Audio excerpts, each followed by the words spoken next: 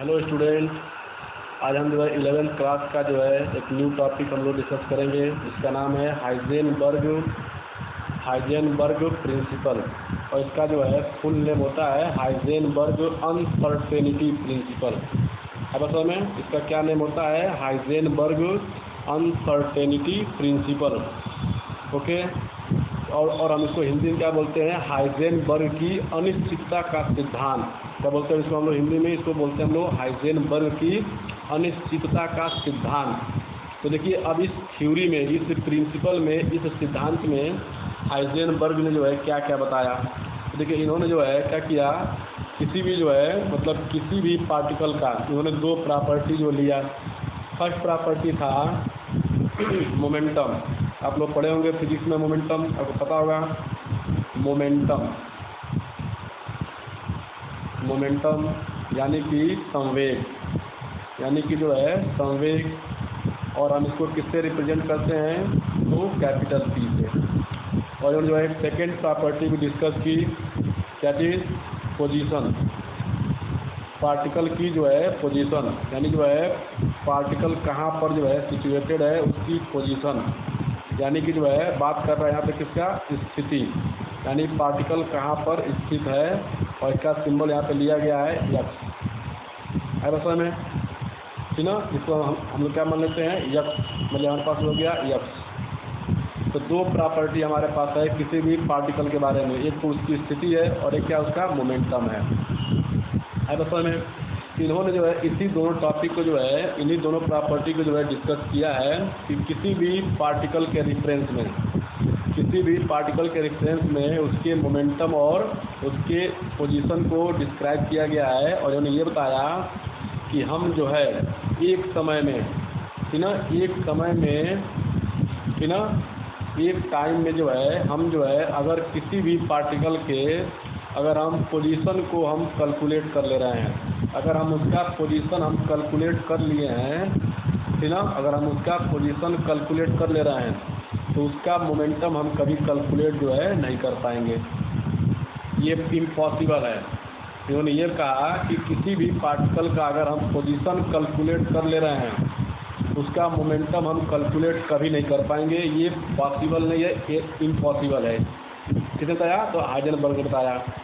अगर हम किसी भी पार्टिकल का अगर हम मोमेंटम कैलकुलेट कर ले रहे हैं तो हम उसका पोजीशन कैलकुलेट नहीं कर पाएंगे। यानी हम लोग यह बोल सकते हैं कि किसी भी पार्टिकल के पोजीशन और मोमेंटम का एक साथ जो है एक्यूरेट कैलकुलेशन कभी पॉसिबल नहीं हो सकता है। अगर हम पोजीशन को कैलकुलेट करेंगे तो उसके मोमेंटम में अनसर्टेनिटी आ जाएगी, अनिश्चितता आ जाएगी। अगर हम किसी पार्टिकल का मोमेंटम कैलकुलेट कर लिए हैं तो उसके स्थिति यानी उसके पोजीशन में जो है आपकी अनिश्चितता आ जाएगी, यानी जो अनसर्टेनिटी जो है आ जाएगी। आगे समझ में? यानी जो है हम जो है 100 का सीधा हिसाब, हम किसी भी पार्टिकल के पोजीशन और मोमेंटम को एक साथ जो है एक्यूरेटली हम उसको कैलकुलेट नहीं कर सकते हैं। यह चीज़ क्या है? इम्पॉसिबल है, ठीक ना? तो इन्होंने ये बताया। और इन्होंने क्या बताया? इन्होंने यह बताया कि जो है इन्होंने यह बताया कि किसी भी पार्टिकल, ध्यान दीजिए, किसी भी पार्टिकल का जो है क्या चीज़, किसी भी पार्टिकल का जो है, देखो यहाँ पे क्या हमारे पास है? Delta x. इसको हम लोग बोलते हैं अनसर्टेनिटी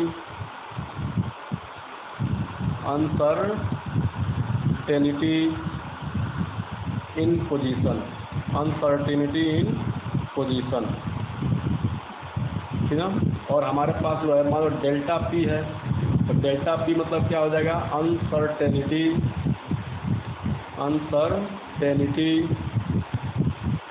इन मोमेंटम। ऐसा में यानी डेल्टा पी हमको यहाँ पे क्या दिखा रहा है? अनसर्टेनिटी इन पोजीशन। और डेल्टा पी यहाँ पे क्या दिखा रहा है हमारे पास? Uncertainty in momentum. अब इनका प्रोडक्ट क्या होता है, इनका गुणनफल क्या होता है, इसके बारे में बताया किसने? हाइजेनबर्ग ने। तो देखिए, इन्होंने ये कहा कि किसी भी पार्टिकल के पोजीशन में अनसर्टेनिटी यानी स्थिति में अनिश्चितता और मोमेंटम में अनसर्टेनिटी यानी जो है संवेग में अनिश्चितता का जो गुणनफल होता है, जो प्रोडक्ट होता है, यानी कि जो है ये हो गया अनसर्टेनिटी इन पोजीशन यानी स्थिति में अनिश्चितता, और ये हो गया हमारे पास जो है डेल्टा पी यानी जो है संवेग में अनिश्चितता यानी जो है संवेग में अनसर्टेनिटी। अब इनका जो प्रोडक्ट होता है, इनका जो गुणनफल होता है वो क्या होता है, एप्रॉक्सीमेट इक्वल एच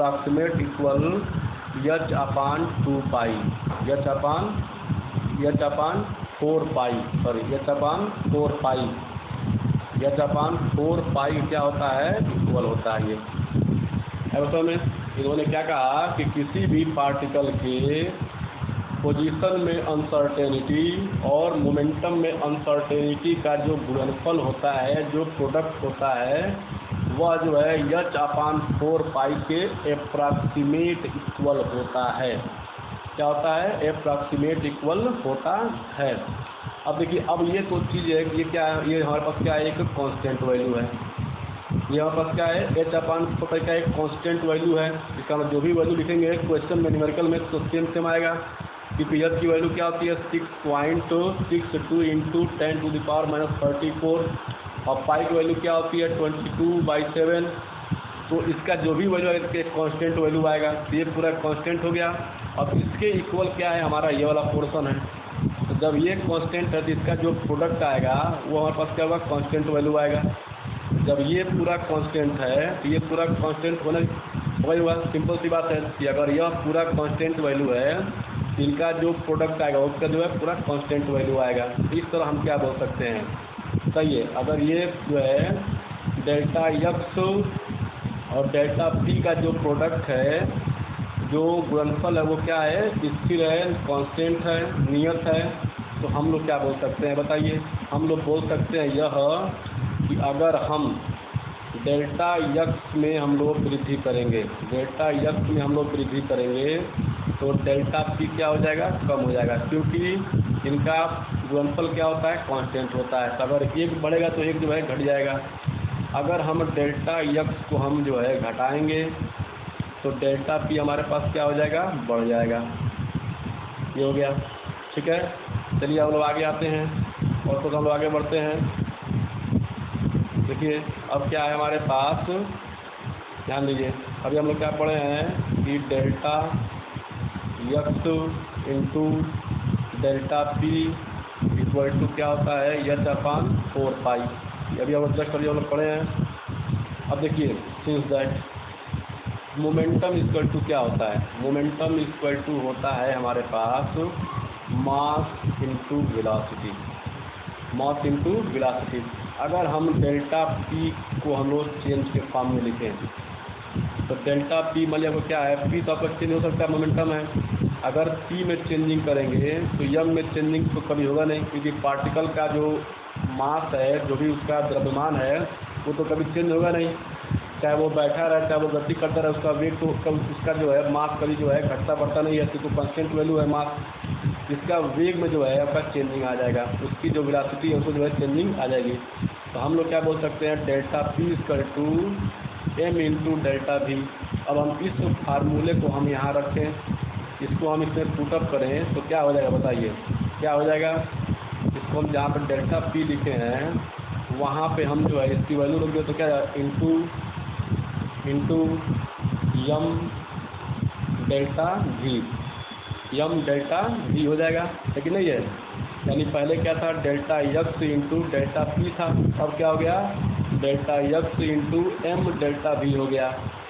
अब हम जो है यम को हम ला के यहाँ पे मल्टीप्लाई कर दें, तो हम यम को यहाँ पे ला के मल्टीप्लाई कर दें तो क्या हो जाएगा, delta X into delta we इसका कितना हो जाएगा पास, एच अपान 4 पाई यम। तो बच्चों ये आपका रहा हाइजेनबर्ग अनसर्टेनिटी प्रिंसिपल। अब